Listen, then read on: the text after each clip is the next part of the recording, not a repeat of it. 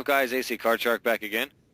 With Pixel Sandwich. And we are on episode 17 of the Shark and Pixel Show, and today we're hitting up our top 5 worst video game sequels of all time. So, This goes with the most disappointing sequels that we've ever had. Like, games we're really looking forward to, and they just totally dropped the ball. yeah, so, in contrast to our last episode, which we did the best sequels, we're now going to hit up the worst ones. So, without further ado, let's kick it off. Number 5. I have Knights of the Old Republic 2. Nice. The first one was put out by BioWare, and it was kind of like the surprise hit of that year. And especially for people like me, I wasn't even a Star Wars fan. I still am not. But the original KOTOR remains one of my favorite games for the original Xbox, and of all time, to be quite honest with you. Yeah. So when I heard that they were coming out with a sequel so soon after the first one, I was of course skeptical. And then they said that BioWare wasn't even making it. It was being released by Obsidian. So I was like, whatever, I'll still buy it, whatever. Spent the $50 on it. And it's just nowhere even in the same league as the first game. And it's just, you can tell that they rushed it out just to make a quick buck, which I'm sure they did. And so for them it was mission accomplished, but for us it was a big disappointment. Yeah, I agree. The first KOTOR I actually was just addicted to, and I am a Star Wars fan, but it's just a good game even without, you don't even have to like Star Wars to play it. Exactly. It was really, I mean, for me to like an RPG, it was damn good. And I agree. I rushed out and bought the second one because I was excited and was majorly disappointed as well. But it was a good pick, definitely. Number 5 for me is Grand Theft Auto 4. Following the success, you guys at this point have heard the episode of the best sequels and how much we loved Grand Theft Auto 3. I know they had other Grand Thefts in the middle, but technically Grand Theft 4 was the official sequel to Grand Theft 3. They just didn't change enough for me, and it didn't evolve at all. And to be honest with you, Grand Theft 3 was so entertaining, where 4 it bored the shit out of me. It was just very repetitive, very slow moving. You just had to keep saving your cousin's ass, basically, constantly, and now you have to be a cab driver for a while. And so it was just all over the place, and it just That fucking cell phone. yeah, it was all over the place. Like like you said, the cell phone. You have to go on dates with this girlfriend, and it's just like, if I wanted to live normal life, I would just go outside and call a girl and go out and do stuff. You know what I'm saying? Like to me, it was too real life. It wasn't Grand Theft Auto. Well, it seemed like they took the fun out of it. It did. When I first started playing that game, it felt so real that I didn't want to do anything bad. Exactly. And that's what made the Grand Theft Auto 3 so much fun. Yep.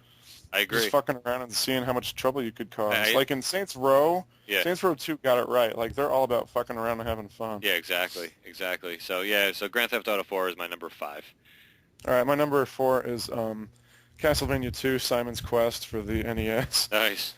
Oh my god. Of course, the first Castlevania that came out for the NES is one of the most beloved side-scrolling games of all time. I love that game. I mean, the music, the graphics, the gameplay was all just so great.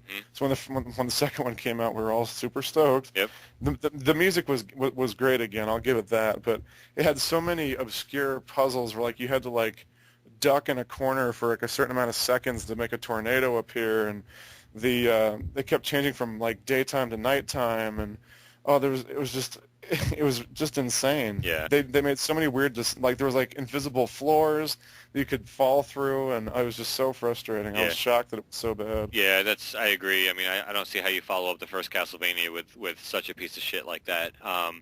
But it happens, obviously, which is why we're making this actual episode right now.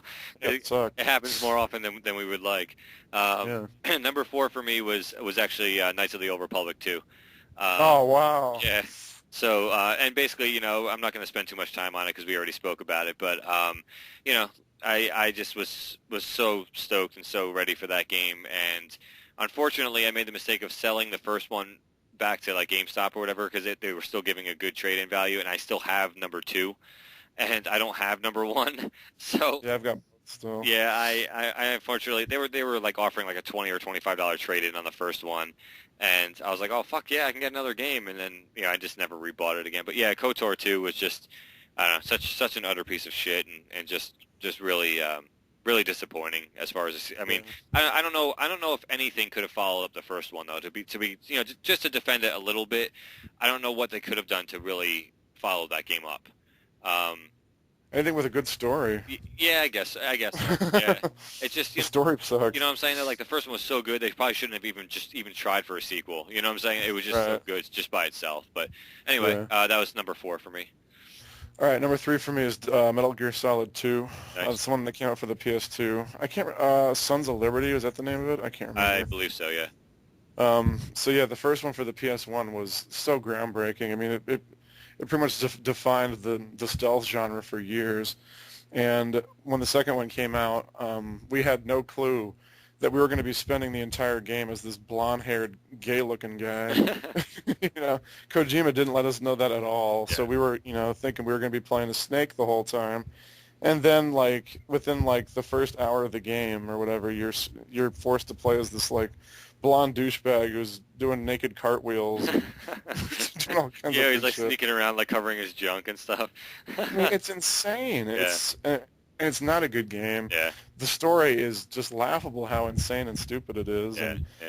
I don't know. We had such bigger hopes for that game. Yeah, I never played any Metal Gear games, including the original Nintendo, so I can't really comment too much. But I'm kind of glad I haven't played any of them. Yeah, don't even worry about To it. be honest with you, I don't like the whole idea of the whole series. To be honest, anyway. But No, the hate mail is going to start flowing again.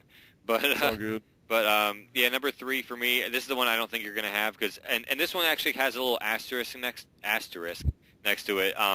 Because technically it was a sequel from a PC game onto a console, and that was Leisure Suit Larry Magna Cum Laude. Oh, that's a good pick. That game, I was so stoked when that game came out because I loved Leisure Suit Larry. I think you did too, all the way up through the PC days. Yeah. Leisure Suit Larry was a fun as fuck series to play, and I don't know of any PC game that actually was bad in that series. No. And especially after Love for Sale, which I think was actually the one that preceded this one. That was one where they had the Where's Dildo game. Oh yeah, I remember Remember that? Yeah, that was Yeah. fun as hell. And when they said it was coming out for a console, I was so stoked because you don't have to worry about how much RAM you had on your computer, and when you put a game in a console, it just runs, And I was like, sweet, it's not going to have any slowdown. I loved Leisure Suit Larry. To be honest with you, they have not made a single one for the console that's been good.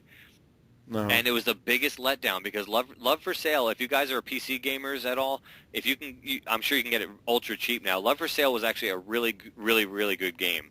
And Magna Cum Laude was just so terrible. I went out and bought it. I actually pre-ordered it because I was so stoked that it was coming out. And it was the biggest letdown in the world. I mean, the new one's supposed to be even worse. Yeah. That box office bust one. I didn't even try it. You can get it for $8 now, the box office bust. It's supposed to be even worse. Yeah, I didn't even bother with it because the first one was just so terrible on the Xbox, and Yeah. I was just so disappointed. But yeah, that was my number 3. All right. My number 2 is Devil May Cry 2. Okay. The first one was it came out for the PS2 and was just heralded with 10s and 9s and all kinds of awards because it was a fresh new take on the action genre. It almost felt like a current gen Castlevania with guns almost. Right. And people loved it, and it was great, and everybody was all into it. And then the second one came out, and I don't even know how to describe it. They had a weird collaboration with Diesel Jeans, and there were boss battles that you could fight just by standing underneath the boss and just shooting for 20 minutes, and he'd never even see you or hit you or anything. It was so bad. Yeah. And it was just it was insane that they could take such a game that was just so highly regarded and just make it into this pile of shit. Yeah. I just couldn't believe it. It's really bad. So yeah, that's my pick for number 2. My number 2, I kind of bundled it together. Every next generation Sonic game. I was looking at all my Sonic games and I was trying to think how I would do that. Yeah. So yeah, that's good. I'm just bundling them together. There has not been a good Sonic sequel for 15 years. Sonic 3 was pretty much the last decent Sonic sequel. Sonic 4. I like Sonic Adventure for the Dreamcast. Yeah, all right. I'll give you that one. That was pretty That good. was it. but that's still a good 10 years since a good sequel came out. So we're starting to run short on time, so I'm not going to really elaborate on that. So Okay. number 1? My My number one is the new Bionic Commando for the current gen consoles. The old Bionic Commando for the NES was amazing. The new one is dog shit. Yeah, I never played it actually. For me, my number one was Perfect Dark Zero. Ooh, I forgot about that one. That's a good one. Yeah, Perfect Dark Zero. You guys know Perfect Dark from the N64 was a great game, especially back then. It held up over the years. They shined it up, released it on Xbox Live. Perfect Dark Zero, I never got past, I think, the first or second level because it was just utter crap. So if you guys haven't played that one, don't bother.